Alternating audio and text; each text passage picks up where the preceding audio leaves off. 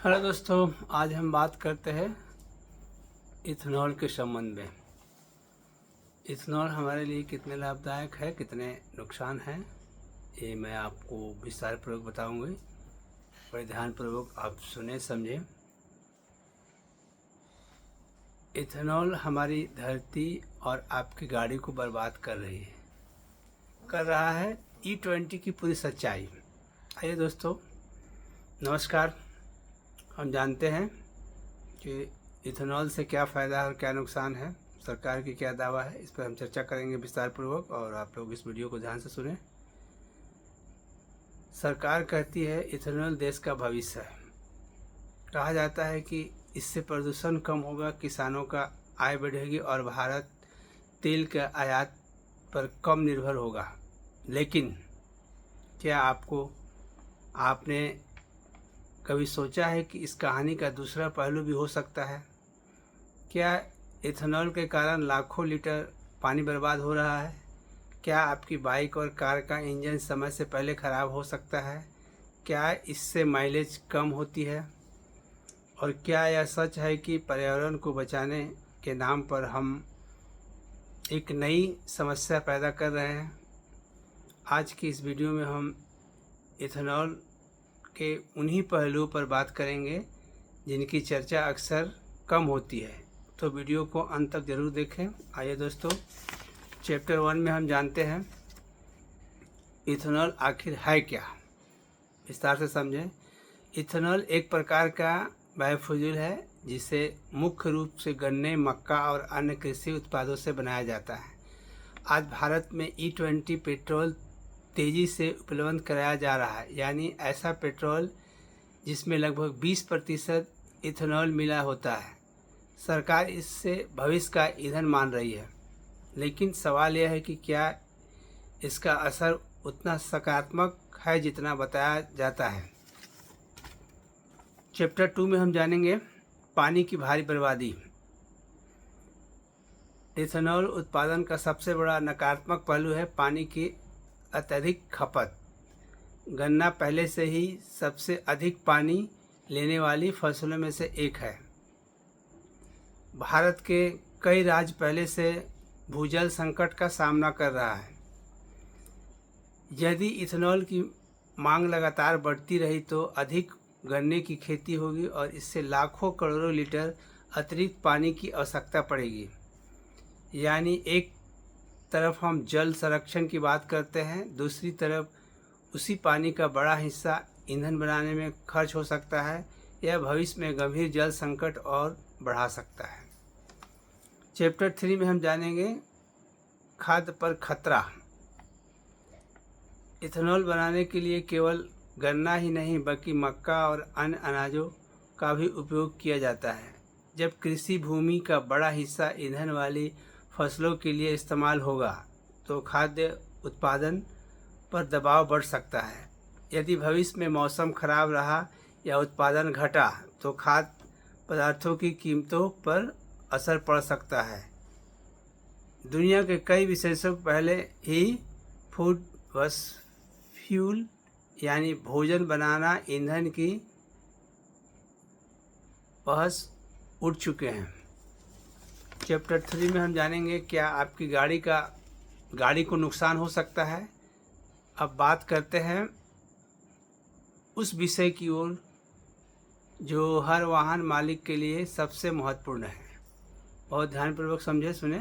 पुरानी बाइक और कारें E20 ईंधन के लिए डिज़ाइन नहीं की गई थी। ऐसी स्थिति में कुछ संभावित समस्याएं सामने आ सकती है।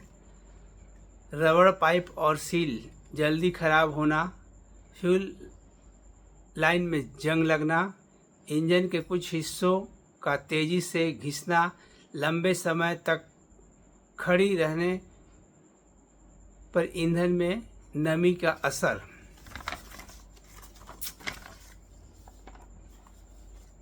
तो विस्तारपूर्वक समझें और मैं इसको आपके बीच आज प्रस्तुत कर रहा हूँ। तो चैप्टर 5 में समझेंगे यदि वाहन निर्माता ने E20 की अनुमति नहीं दी है तो अनुशासित सीमा से अधिक इथेनॉल मिश्रण का उपयोग समस्या पैदा कर सकता है। चैप्टर 5 में माइलेज क्यों कम हो सकती है। बहुत से लोगों ने शिकायत की है कि E20 इस्तेमाल करने के बाद माइलेज पहले जैसी नहीं रही। इसका वैज्ञानिक कारण भी है। इथेनॉल में पेट्रोल का तुलना में प्रति लीटर ऊर्जा कम होती है, इसलिए समान दूरी तय करने के लिए इंजन को अपेक्षाकृत अधिक ईंधन की आवश्यकता पड़ सकती है। यही वजह है कि वाहनों में ईंधन दक्षता घटने की संभावना रहती है। हालांकि इसका प्रभाव वाहन के मॉडल और इंजन पर निर्भर करता है। चैप्टर 6 में हम जानेंगे क्या इथेनॉल सच में पर्यावरण बचा रहा है। यह सबसे महत्वपूर्ण प्रश्न है। अक्सर कहा जाता है कि इथेनॉल पर्यावरण के लिए अच्छा है, लेकिन केवल वाहनों के एग्जॉस्ट से निकलने वाली धुएं को देखकर पूरी तस्वीर नहीं समझी जा सकती। सोचिए, गन्ने की खेती, सिंचाई, रासायनिक उर्वरक, कीटनाशक, फैक्ट्री में प्रोसेसिंग और वाहन, इन सभी चरणों में ऊर्जा और संसाधनों की खपत होती है। यदि इन सभी को एक साथ देखा जाए तो पर्यावरणीय प्रभाव का आकलन कहीं अधिक जटिल हो जाता है। इसलिए कई विशेषज्ञ कहते हैं कि इथेनॉल को पूरी तरह शून्य प्रदूषण या पूरी तरह रहित ईंधन कहना सही नहीं होगा। आइए चैप्टर 7 में जानते हैं भविष्य में क्या हो सकता है। यदि इथेनॉल पर अत्यधिक निर्भरता बढ़ती है तो पानी की कमी बढ़ सकती है, कृषि पर दबाव बढ़ सकता है, कुछ क्षेत्रों में पर्यावरणीय संतुलित प्रभावित हो सकता है, असंतुलित प्रभावित हो सकता है। यदि यह वाहन समय पर E20 अनुकूल नहीं बनाए गए तो उपभोक्ताओं पर अतिरिक्त रखरखाव का खर्च भी आ सकता है। इसलिए किसी भी नई ईंधन नीति के साथ वैज्ञानिक योजना और संतुलित क्रियान्वयन आवश्यक है।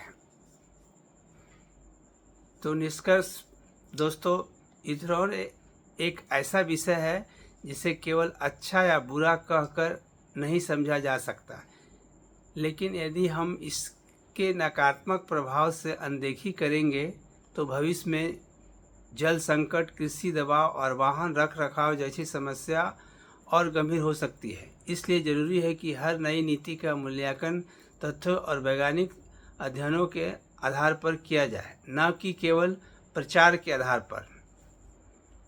तो दोस्तों, ये रही इथेनॉल के बारे में छोटी सी जानकारी, और मैं इसको रिसर्च कर रहा हूँ, आपको बेहतर बताऊँगा नेक्स्ट वीडियो में। अगर आपको यह वीडियो जानकारीपूर्ण लगी हो तो इसे लाइक करें, शेयर करें, सब्सक्राइब करें, अपने दोस्तों के साथ चैनल को सब्सक्राइब करना ना भूलें। कमेंट करके बताएं कि और क्या क्या प्रॉब्लम हो सकती है, तो मैं इसको रिसर्च करके आगे आपको बताऊंगा। क्या आपने E20 पेट्रोल इस्तेमाल किया है?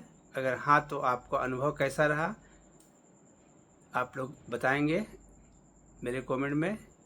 तो मुझे विदा दीजिए और नेक्स्ट वीडियो के लिए तैयार रहिए। धन्यवाद।